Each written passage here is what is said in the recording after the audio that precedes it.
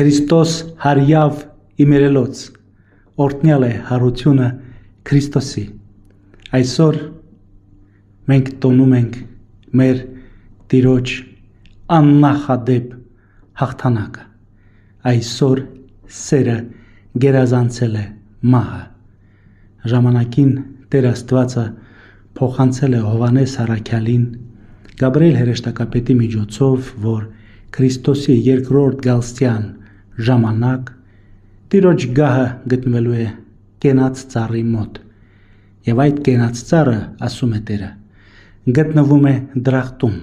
այսինքն մեծ հայքում։ Պատահական չէ, որ մինչև ցեղասպանությունը մեր հայ ազգը ստացել է երկնքից Սուրբ մանանան, մուշ գավառում հատկապես։ Ուստի մենք հայերս ունենք աստվածատուր առաքելություն,